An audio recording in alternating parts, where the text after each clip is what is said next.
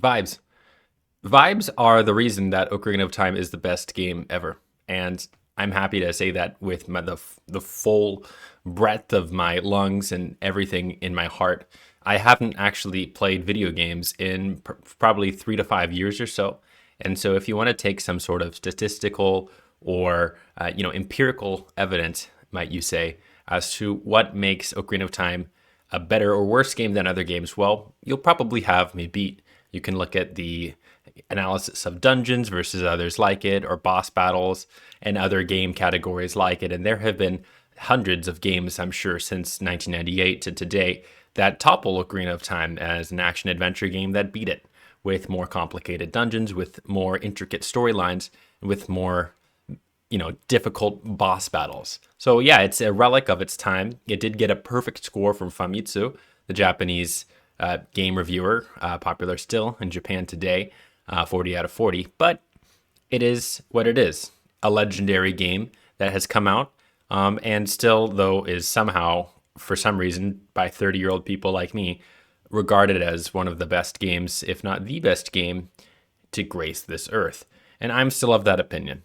And why? Well, ultimately, like I just said, all of the individual facets and factors and variables, there are games that have done them better. There are games that have done that more.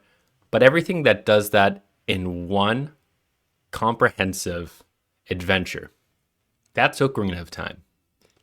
And no other game does it quite as well.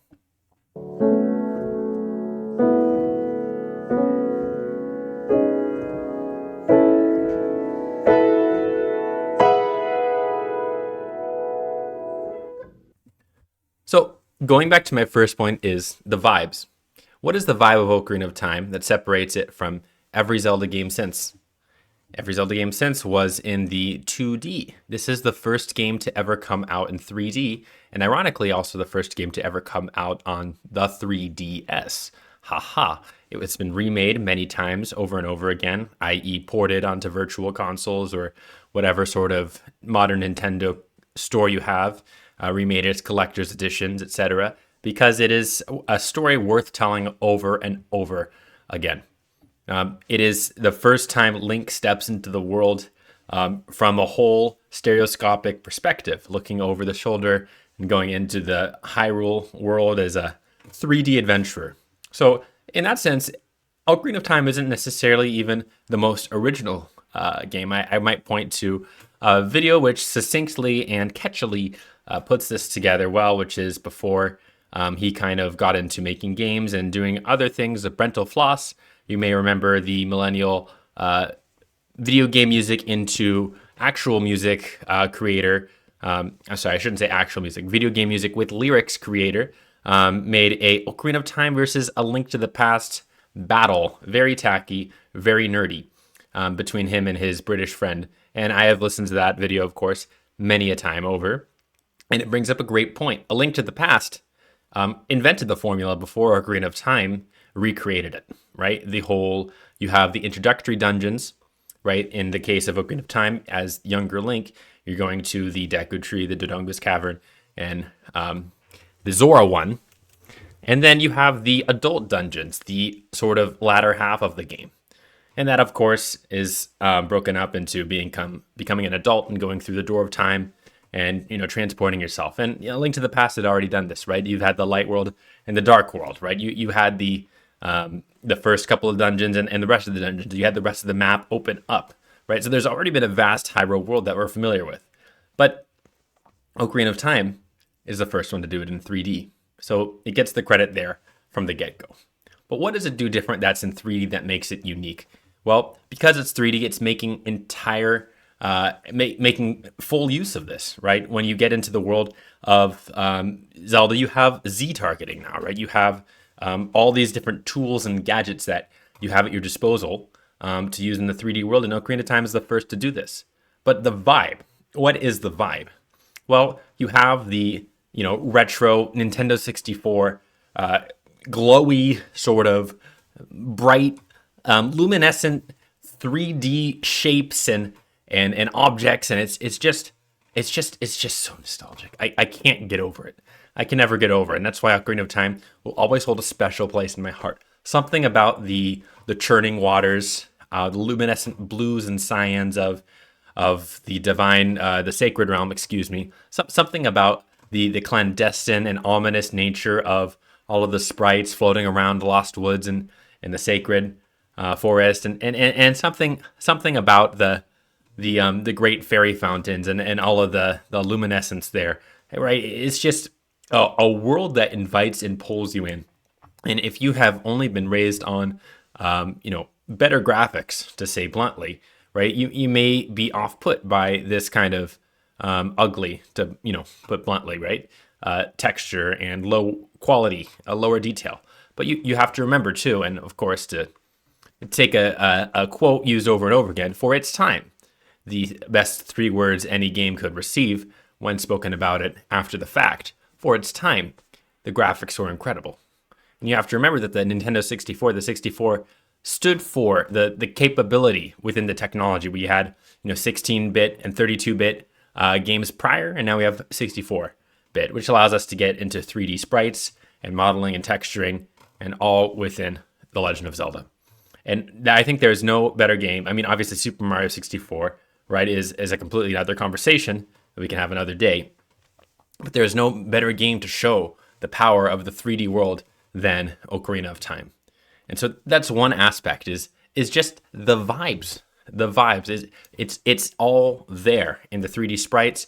You know that there is a grand adventure waiting for you when the humble piano and that introductory theme just plays and sings at you as Link rides on his horse Epona into the sunrise. You know that there is just a grand adventure waiting for you. And so the tone of the game is set perfectly, right? You talk about the first dungeon, and this has been said well by Donkey in his review of Ocarina of Time. It sets the atmosphere perfectly when you're walking into this eerie old tree spirit, and the room and world around you is just set into this creepy place for a kid to come into. You're outcast in society, right? And brought in with your fairy who's just come to you, Navi. And she is now your companion. You haven't had a fairy your entire life. You don't know what that means, right? But the whole story is built on this tone of seriousness. Yet at the same time, it's a child's game. Children can play it, and children play it. I played it as a child, and it's obviously had a huge impact on my life. And so that just sense of wonder and adventure is something that no other game could replicate as well as Ocarina of Time does. And I say that with full sincerity in my heart. There's no other game that has come close to creating that whimsy, that just fantastical feeling that Ocarina of Time has created.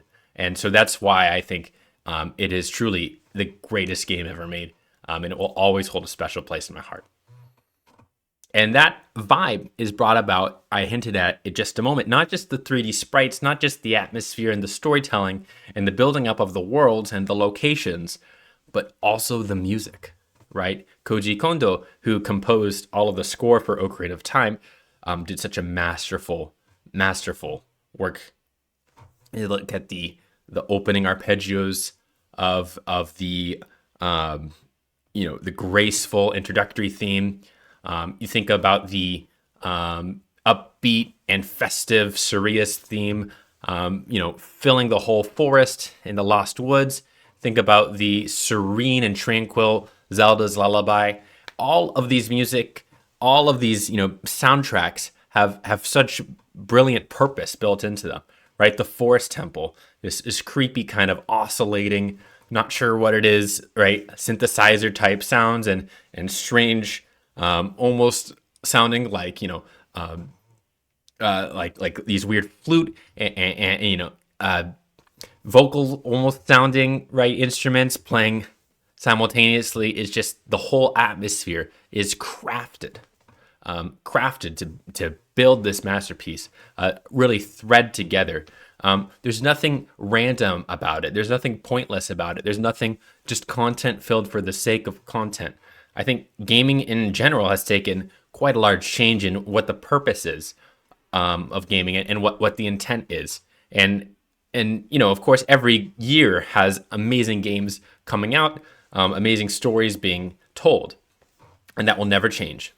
But overall, as you can see with large AAA developers, including Nintendo and every other developer, that is, there's always a unfortunate press on the heel to make money, right? Being a capitalist society we live in, you have to drive sales. You have to do that in whatever form that is, whether it is DLC, whether it is churning out content, as much as that phrase is painful to say. It can be what it is, and it can be in the frame of filling in things in the game that maybe aren't the best in terms of quality or content, but they're there to make the game have more to it, right? So you get more value out of it and a better sale. And of course, every game throughout history is a product, unfortunately, right? There's always going to be some sense of marketing and some sense of getting the consumer to get a satisfactory, purchase, right? So that they can come and purchase again. And the way in which that is done can vary from, the infamous horse armor, a DLC, right, to actual legitimate, good content that is worth making a second purchase. But just looking at the scope of games and everything that's come with so many open world, right? There's been such a focus on open world and large generation, terrain and all that. Taking it back to the story and its intentionality and how it's crafted for Ocarina of Time is refreshing, right? Take back almost 28 years now to Ocarina of Time, to a story that is built intentionally, not to be generated in a random way, not even to be built in an open world kind of way, right? To be more or less a fairly linear story told in a, for the time, unique way. But that's enough. And it's enough to tell a really powerful story. And so the thing about it, though, is at the same time I say linear, the way the game is built, it actually can be played in a very out of order way. And I'm sure you've seen with Ocarina of Time randomizers, you'll have a really fun week. If you don't know what I'm talking about when I say Ocarina of Time randomizer, and that's not ringing any bells in your brain, you have just take those 4 words, put it into YouTube, and find the most amazing people who are absolutely talented and total nerds, but they take, I'm sure, pride in saying that, and that they have dissected Ocarina of Time and poked holes in it in such a way that they can play the game like it is literally bingo, right? So just look up Ocarina of Time randomizer. That being said, Ocarina of Time is surprisingly open for how you can go about it, right? You first pop into Hyrule Field, which is, by today's standards, quite small, but for its time, is a huge open world you can explore. And that sense of vastness and grandeur is what makes Ocarina of Time, I feel, a worthwhile adventure. But it's always being pushed by such an engaging and heartfelt story. You have that opening line, like any sort of classic hero's tale, right? You know that something is waiting for you. Link's first scene is a nightmare where he sees Ganondorf attacking him in his, by Hyrule Castle. This is foreshadowing, literally a vision of the future for him to come later once he, powers up a bit, so to speak. So you have this just ever-pressing force pushing you out into the world. And again, people who critique Ocarina of Time say how it kind of has a bit of, slower introduction. You have to hear the story from Deku Tree, right? You have to talk to Saria. You have to get this intro from Navi. I still think it does a pretty good job of in medias res, meaning within the action, right? You're in the middle of it and you're just kind of pushed already. Okay, you get the sword, you get the shield, then you go to the tree and now you're just in it, right? You don't know about, whatever sort of toil Link's had, being, the one without the fairy. And then it occurs to you then, right, once you've gone through the first 3 dungeons, that no, Link is actually different from the rest of the kids in the forest. He's a Hylian, and that makes you different. There's actually something special about you. And you continue to discover that and uncover that as you go throughout the story. Again, there's been hundreds of heroes' tales told throughout time, ever since, Tolkien, and before and after, of course, going back to the Iliad, right, and the Odyssey. There's obviously been the same sort of story told cyclically hundreds and thousands of times over, right? So in that sense, Ocarina of Time is not special. However, the fact that the story is coming in such an engaging format as you go into this open world for the time, right? Open world, into the first kind of world ever with absolutely incredible, setting the standard for gaming music, score, underscoring that. You have the masterpiece, the chef's kiss. It is Ocarina of Time.